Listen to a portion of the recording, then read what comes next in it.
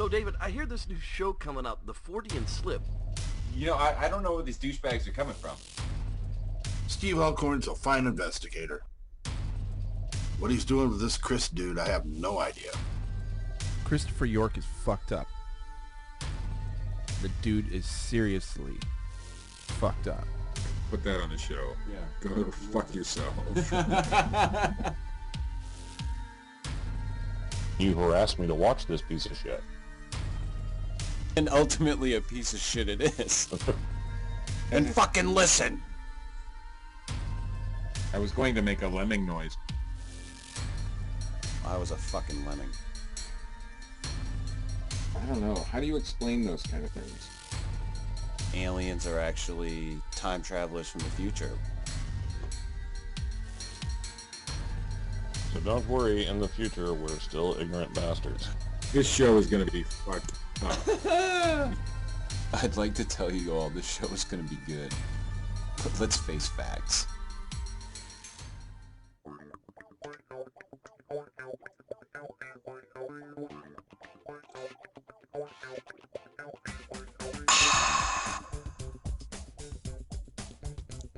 Welcome to the Fortean Slip.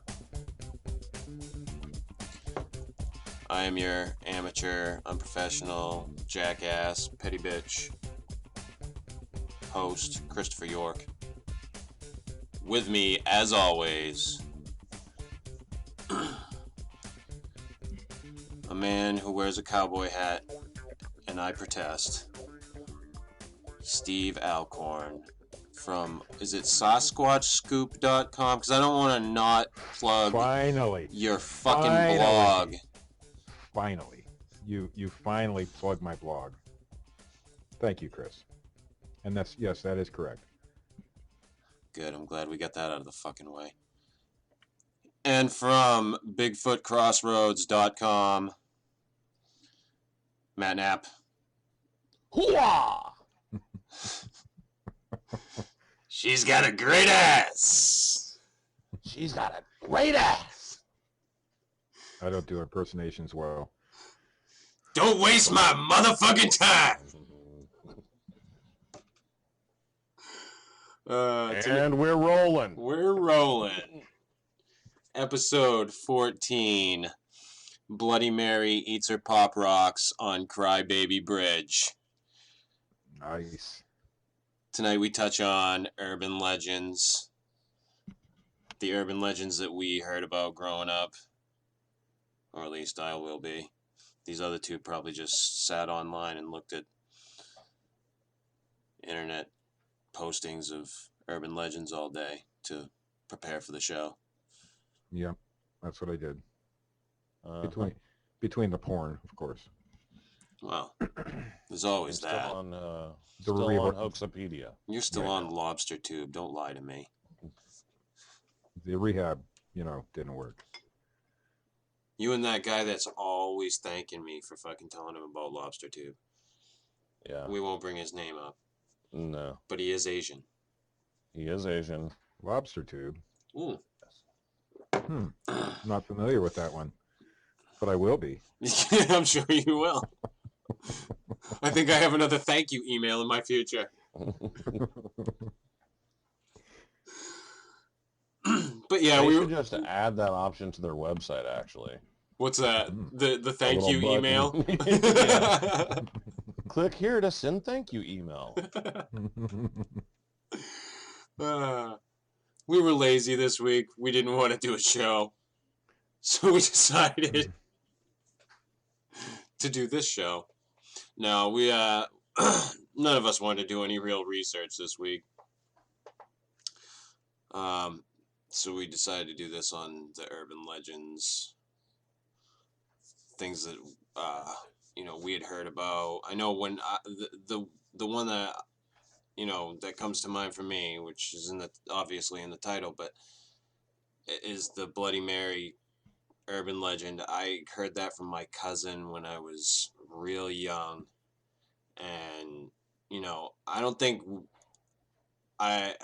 she had ever gotten me to do it. I don't think I was just like, this is fucking stupid sort of thing, but I know I had heard it from her.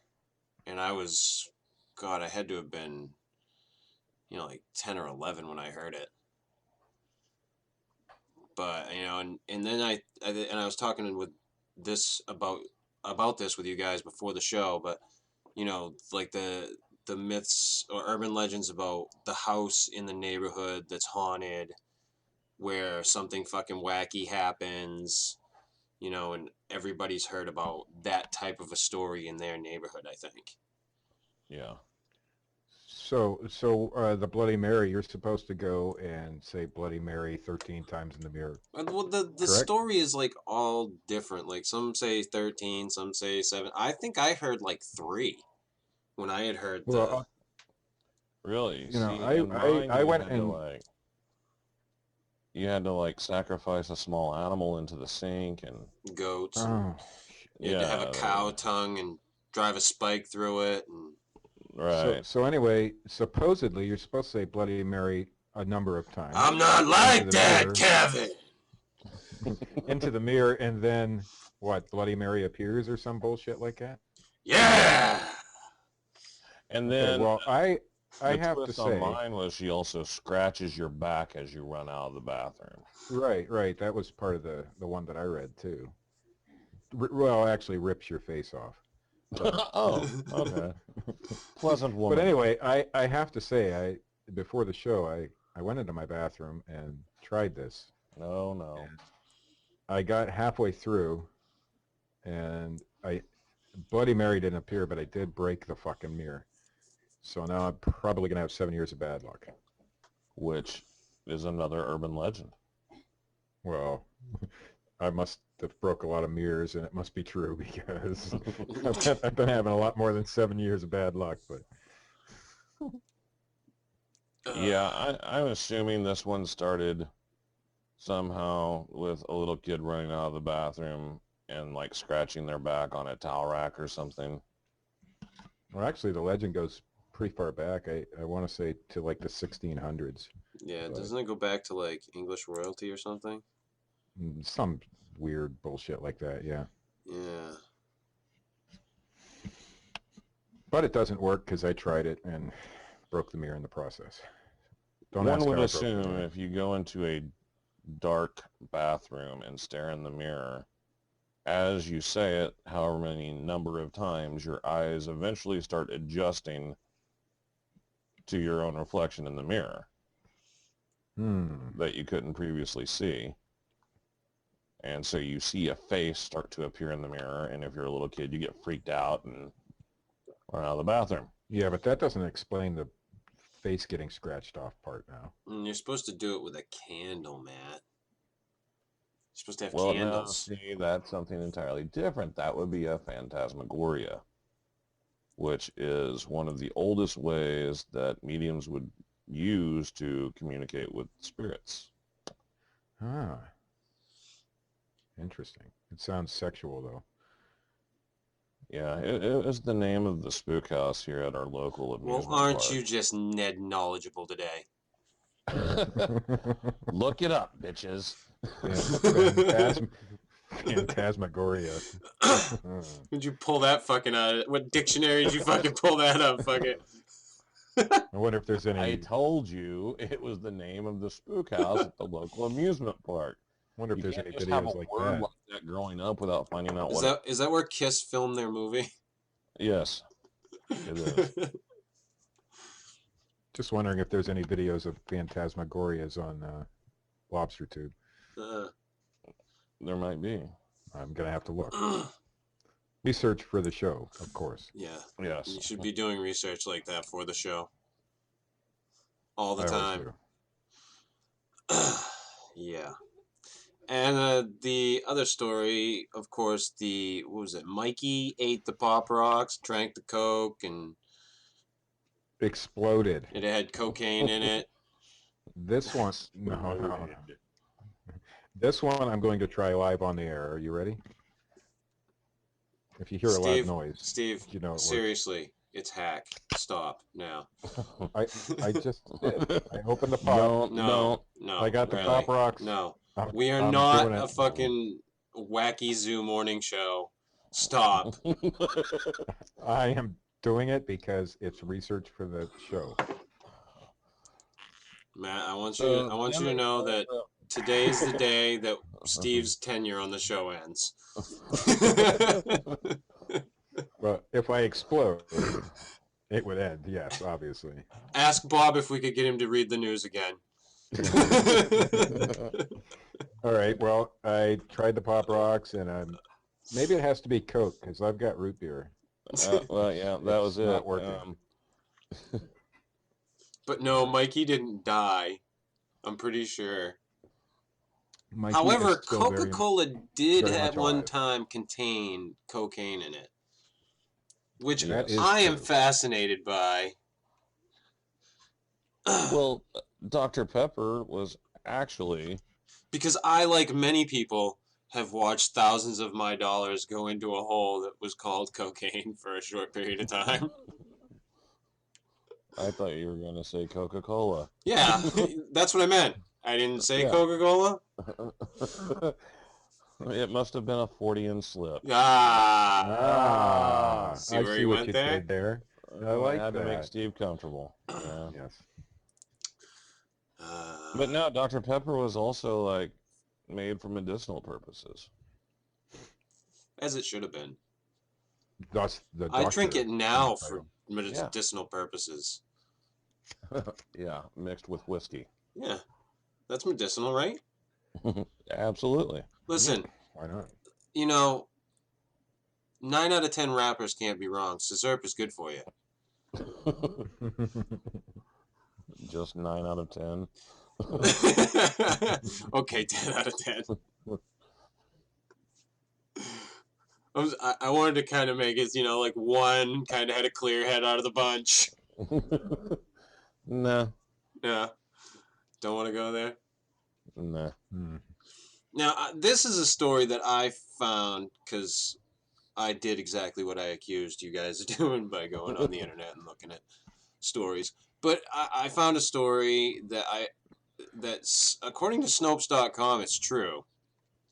But there was a commuter train collision in 2008 in California, and this 49-year-old guy's phone, after he died, because I guess he died on impact, called out 35 times to his family, to various members of his family. And according to Snopes, this actually happened.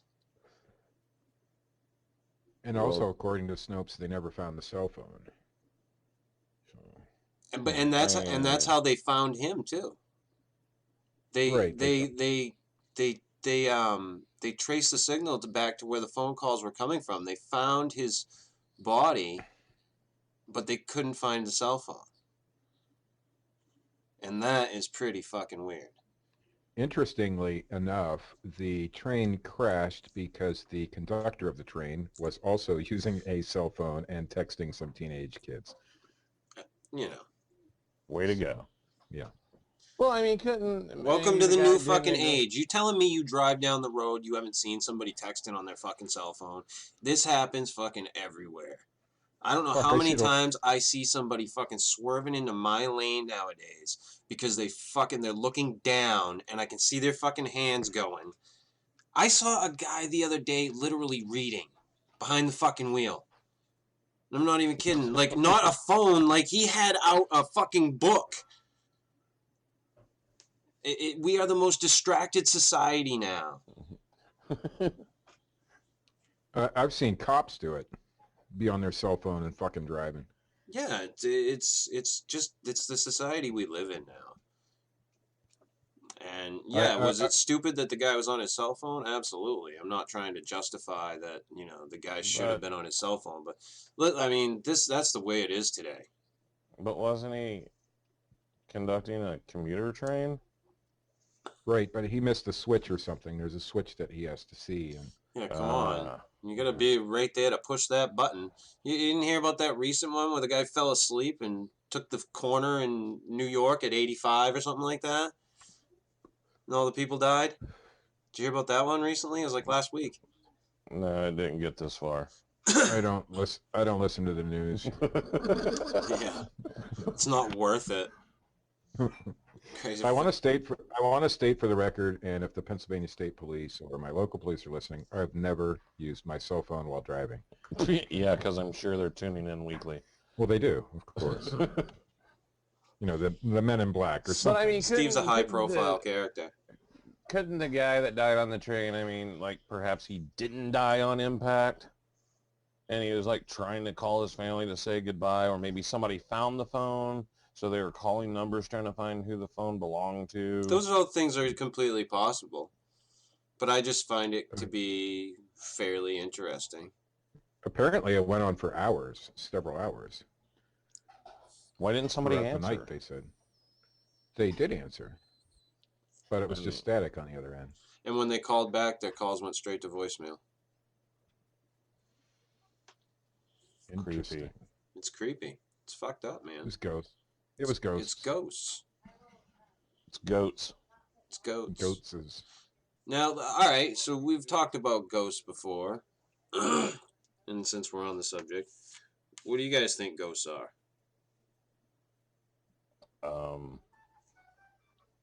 Leftover energy. If that's the best scientific term I could give. I was going to say yesterday's meal that didn't set right. I don't know. Okay, Matt, seriously, call Bob. I am not allowed. That's called indigestion. I have to agree. I have to agree with Matt. Like, I think, and I've been of this school for a while now. I think that ghosts are more or less leftover resonant energy, leftover vibrations that have, somehow imprinted themselves in the physical world. Yes. Sort of like a tuning fork. If you resonate to a certain frequency, other things will resonate with it. I think that over time, our habits, our habitual nature, causes us to. We have these patterns, and they're constant. And no matter what we do, we're going to have these same patterns, and we're going to fall into them because as humans, we're habitual creatures. So these patterns are going to cause this ongoing vibration in the world. And that's what I honestly think it is. The autopilot stuff. Whenever I say autopilot, I mean the things that you do whenever you're halfway asleep, or if you're sleepwalking, or that you're just doing without even thinking about it because you've done it so many times, like those sort of things. Mm-hmm. Possibly highly emotional situations where it's such a heavy emotional situation that it actually imprints for some reason, or something we have no idea what it is and doesn't have anything to do with what we've discovered yet. I mean, that's also... I mean, what do we really know about it? We don't. Yeah. And that's my point. But that's my theory about it, is I think that it's a harmonic resonance, so to speak. I agree. Mm-hmm. You concur. The scientist Steve Alcorn. Well, no, because my theory was not even close to right. What, indigestion? Indigestion. Pepto. Pepto-Bismol. Interestingly, Steve has a story about 3 ghosts that came to visit him. No, I do have a Pepto-Bismol story. Oh, God, no. Oh, yes. You got to hear it. Does the Pepto-Bismol bottle come to life? No. Even better. I was a kid in church, and right in the middle of the sermon, because I had watched the Pepto-Bismol commercial, I was like 4 years old, I yelled out, diarrhea, real loud. That's called Tourette's, Steve. I think it might be, but, I was remembering the Pepto-Bismol commercial. My mom won't let me forget that I did that, but I did do it, so... Diarrhea. But talking about, the repeated residual energies, there's an urban legend here that exists numerous other places, but it's the phantom hitchhiker. Yeah, I think everybody's heard about that. Yeah, you're Absolutely. driving down a certain stretch of road at night and you see a hitchhiker, pull over, give them a ride. They tell you that they're just going, on down the road over the top of the hill, and they don't say anything, and you drive along, and then whenever you get to their stop, you look over and they're just gone. Or some facsimile of that, which if any of those Or they tell stories- you their name or something, and then the next time you look in, or you find out that they're dead, right, or something to that effect. which, if that is based on any truth at all, it would also be a case of, possible residual energy in a spirit form. Someone who did die hitchhiking in that spot or something. Well, and Matt, you were talking about the Crybaby Bridges too, which Yeah, could be another, another thing that's like that. Crybaby Bridges is something that's interested me for a while because I heard the stories growing up, and in my research, apparently the original Crybaby Bridge is in this town not too far from where I live. And basically the story goes, if you go to this bridge that's on some lonesome road out in the middle of the woods, you go there at midnight, you turn your car off on the bridge, and you hear the sound of like a woman yelling or screaming or crying, and supposedly she's crying looking for her lost child who drowned in the river or the creek or whatever, and if you try to turn your car back on, it won't start. Yeah, and I heard that in some of them, that people hear a baby screaming or crying. Right. We have a similar local legend to that, except it's not a baby. It's a mule. Yeah, and you can hear the mule cry. Yeah, I know. We live in a weird town, but and you hear the mule cry, and the people are running away from the mule because they've raped the mule. Do you hear the sounds of the mule cries? There was no mule. There was no mule rape in the story. The story. There's a bridge which recently burned down by arson. However, cannot. It was a covered bridge, and it's called the Gudgeonville Bridge. Tell me, Steve, do you still hear the mules crying in the night? Well, anyway, apparently the mule's name back in the day was Gudgeonville. Why they would name a mule that, I have no idea. They would not name a mule Gudgeonville. I'm just relaying the story as I've been told. Bill on the end of it. Anyway, so the guy How who convenient. who tended the mule, because they used to pull things up and down the creek or the river or whatever. Quid pro quo, Steve. Beat the shit out of the mule, and the mule died. So now if you go down there at night, you can still hear the mule cry. Right. Yes. Or maybe it's just Would you fuck a local farmer's fuck mule. I'm just saying that's the legend. Put the fucking lotion in the basket. But I like the baby crying legend better. That's kind of more believable. Yeah. Yeah. Which actually could be related to another urban legend. You could just be hearing Bigfoot. What? Ah. I mean, they always follow the creeks. It's always in like a rural area in the woods. Well, Bigfoot has been reported in that area before, so it could sound like a dying mule, I guess. I've heard people hear mules out in the woods where there aren't any. So I've heard that who knows? Bigfooting turns people into assholes. I've It witnessed can that. on a daily basis. Witnessed and experienced. It turned me into an asshole. What about you were an asshole before? Have you guys heard of the hoop snake? No. The who what? The hoop snake. The hoop snake. No. Yeah, this is another classic. It's a very long told story about a snake that grabs its tail in its mouth and forms a hoop and like chases after people hula hoop style, like if you rolled it down the road. Wait a minute. Is this a Steve Alcorn story that you just found? It should be, because it's actually the Pennsylvania hoop snake. Of course it is.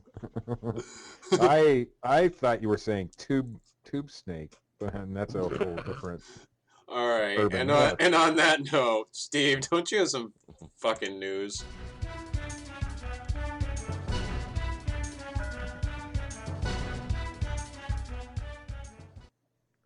I believe I do have some news. I hope so. This one's from ScienceDaily.com. It says discovery of a partial skeleton suggests ruggedly built tree-climbing human ancestor. A human ancestor characterized by a robust jaw and skull bones was a muscular creature with gorilla-like upper body. Listen, don't stereotype. And more adapted to its environment than previously thought, scientists have discovered. Or it could have been the skeleton of an orangutan. Researchers have found a partial skeleton including an arm, a hand, a leg, and a foot fragments dated to 1.34 million years ago and belonging to Paranthropus boisei. According to the born on date. Yeah. The stamped right on the bones. Yeah. For freshness, discovered before 2014. At the Olduvai Gorge World Heritage Fossil Site in Tanzania. The find published in the latest edition of Scientific Journal, PLOS 1, I'm assuming that's PLOS That's a page 1, turner. represents one of the most recent occurrences of P. boisei before its extinction in Africa. This was the first time we found bones that suggest the creature was more ruggedly built, combining terrestrial bipedal locomotion and some arboreal behaviors. I'm not fat, I'm just big boned. Than we'd previously thought, said Charles Musiba, PhD Associate Professor of Anthropology at the University of Colorado, Denver, part of the international research team. It seems to have more well-formed forearm muscles that were used for climbing and masturbating, fine manipulation, and all sorts of behavior. See? Yes. While P. boisei was known for its massive jaws and cranium, anthropologist Mary Leakey discovered the first skull in 1959 in northern Tanzania. The build and skeletal adaptations of the rest of the archaic hominim's body have been unknown until recently.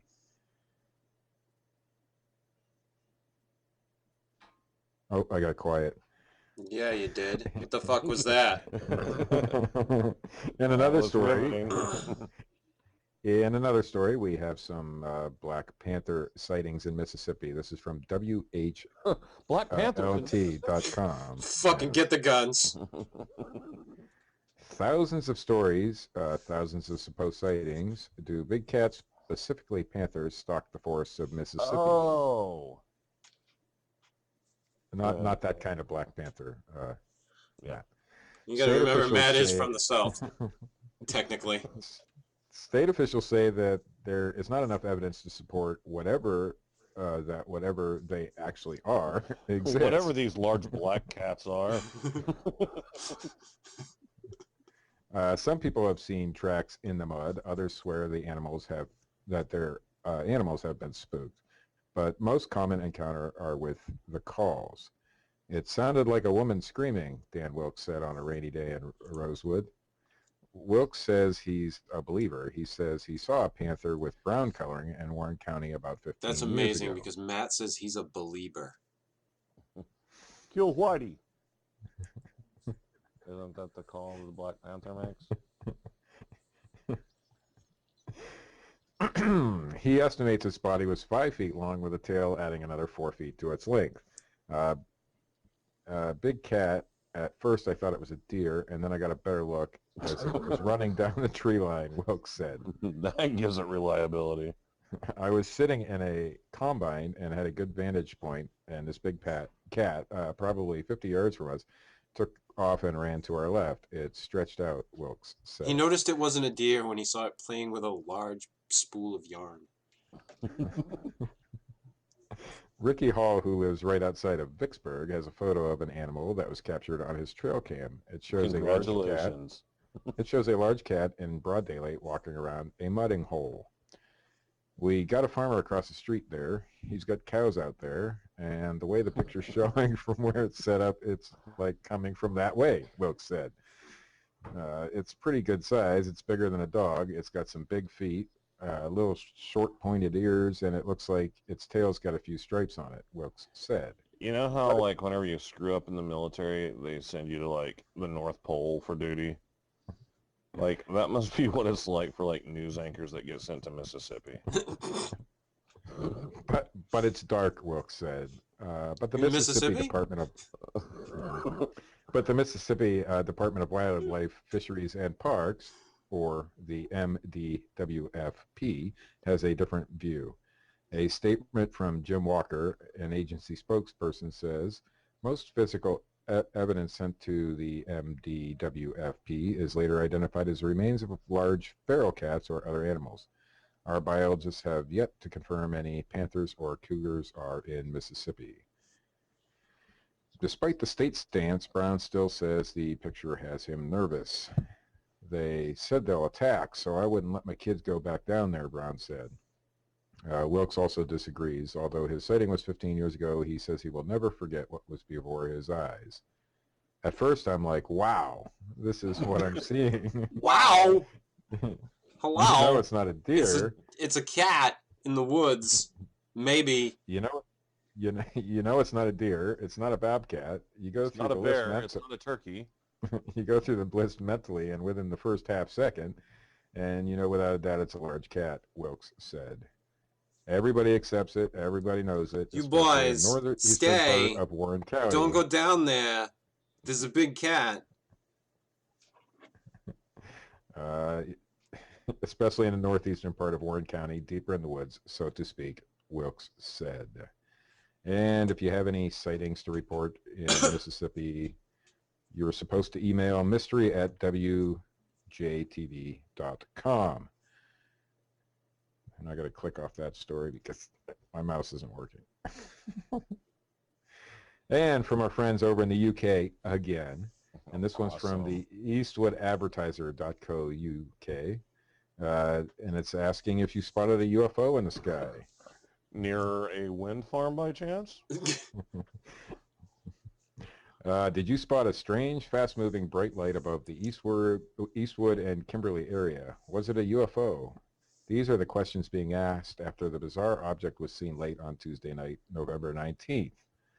On Twitter this week, one of the readers said he saw a phenomena above Selpson and followed it up to Gitbrook, or Giltbrook, if I read it correctly. Software Hobbitshire. Software programmer Andrew Hallman, 41, said It was just he was Gandalf's walking back. fireworks. Said he was walking back from a neighbor's house where he had watched the England A UFO? football There haven't team- been a UFO in these parts since. where he had watched the England football team lose to Germany 1-0. When he saw what he described as a bright ball of light streaking across They the worked sky. soccer into the news story. I had stopped off at me pub. He said it would have been going east to west. It had no vapor trail at all, and it was quite clear night. I saw it grow across for about half a second, or excuse me, a second and a half, and then I lost sight of it, and it went into some trees. As I fell face down into the alleyway.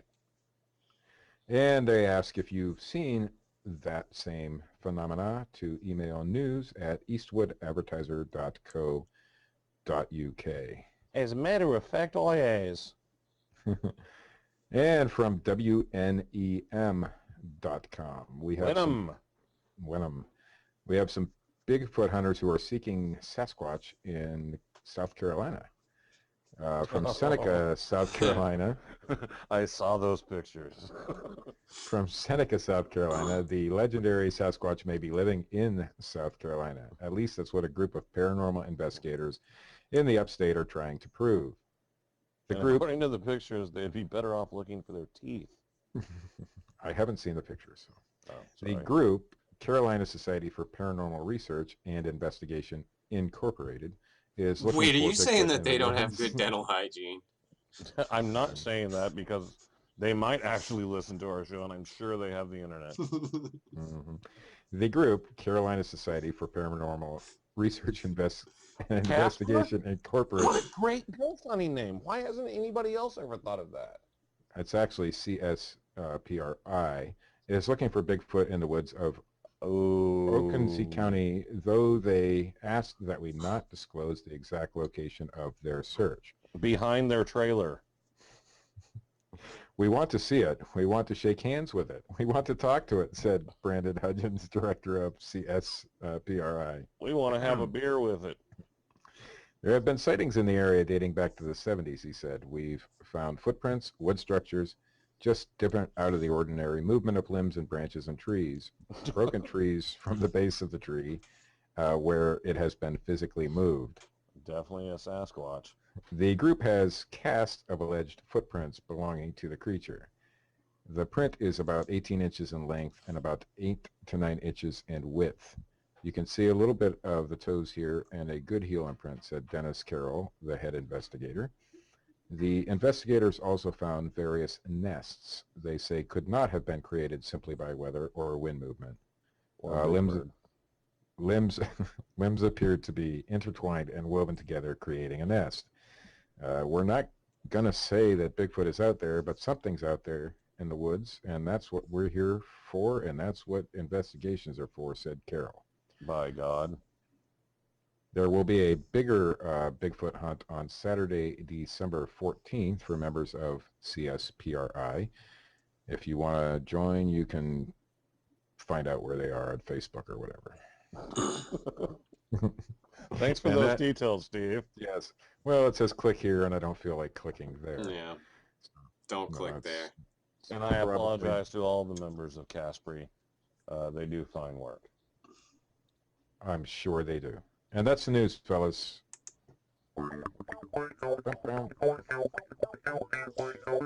This has been a clusterfuck.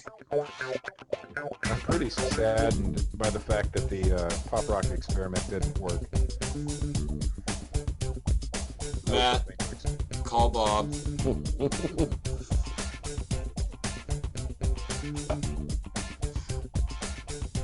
You know, you can't fire me because then Dread Fun would have to redo all the fucking pictures.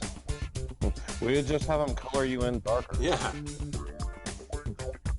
We know people who know how to use Photoshop. Okay. I'm trying to stay on the show. If you want Steve to stay on the show, vote for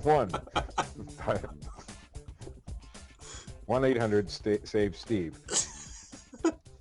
1 for yes, 2 for no.